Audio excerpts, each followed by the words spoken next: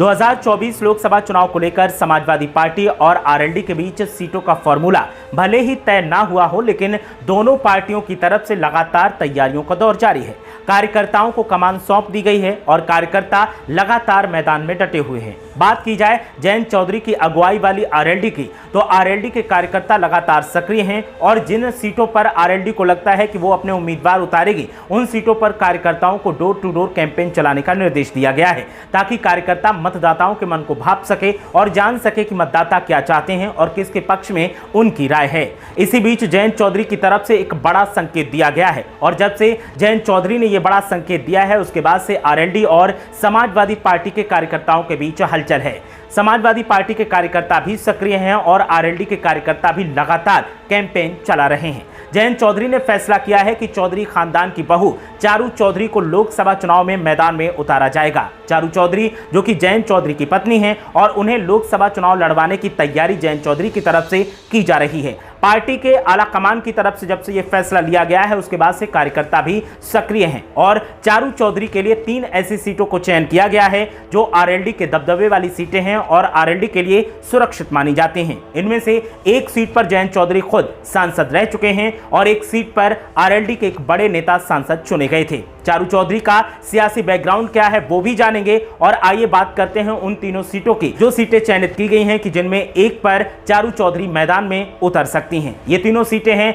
मथुरा, हाथरस और फतेहपुर सीकरी। ये तीनों ही सीटें आरएलडी के लिए सुरक्षित मानी जाती हैं और आरएलडी का यहां पर दबदबा देखने को मिलता है। इन तीनों सीटों पर या तो आरएलडी के उम्मीदवार जीतते रहे हैं या फिर दूसरे नंबर पर रहे हैं। ऐसे में जयंत चौधरी को लगता है कि अब समाजवादी पार्टी के साथ उनका गठबंधन है, तो गठबंधन का उन्हें फायदा मिलेगा और जिस किसी भी सीट से चारू चौधरी मैदान में उतरेंगी, वहां पर उन्हें जीत निश्चित तौर पर मिलेगी।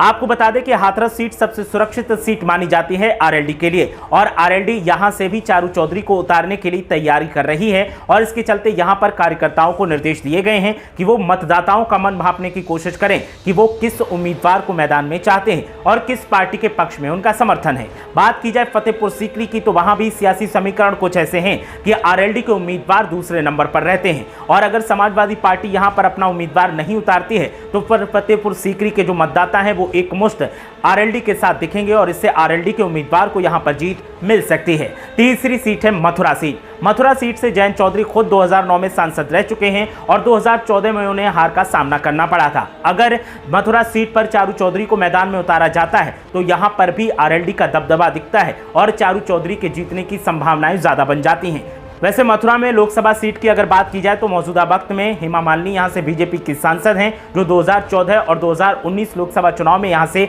जीतकर लोकसभा पहुंच चुकी हैं। इसके अलावा अगर बात की जाए मौजूदा हालातों की, तो मथुरा में जितनी भी विधानसभा सीटें हैं उन सभी पर बीजेपी का कब्जा है। ऐसे में आरएलडी अगर चारू चौधरी को मथुरा सीट से मैदान में उतारती है तो फिर उनके जीतने की संभावनाएं थोड़ी कम हो जाएंगी। फतेहपुर सीकरी और हाथरस सीट की ऐसी बात है कि यहां पर अगर चारू चौधरी को मैदान में उतारा जाता है तो गठबंधन का उन्हें फायदा मिलेगा। ऐसे में आरएलडी के जो ब्रज क्षेत्र के अध्यक्ष हैं उनसे जब इस मामले में बात की गई तो उनका साफ तौर पर यही कहना था कि चारू चौधरी उम्मीदवार होंगी या नहीं ये तो आला कमान तय करेगा, लेकिन कार्यकर्ता अभी तैयारी में लगे हैं। वहीं जयंत चौधरी की तरफ से जब से ये संकेत दिए गए हैं कि चारू चौधरी को लोकसभा का चुनाव लड़वाया जा सकता है, उसके बाद से हलचल लगातार तेज है। देखना यह है कि चारू चौधरी अगर मैदान में उतरती हैं तो हाथरस, फतेहपुर सीकरी या मथुरा कौन सी सीट से दावेदारी पेश करेंगी और क्या उन्हें जीत मिलेगी या नहीं। फिलहाल तैयारियों का दौर जारी है और आरएलडी का दावा है कि गठबंधन का फायदा मिलेगा और चारू जरूर सांसद बनेंगी।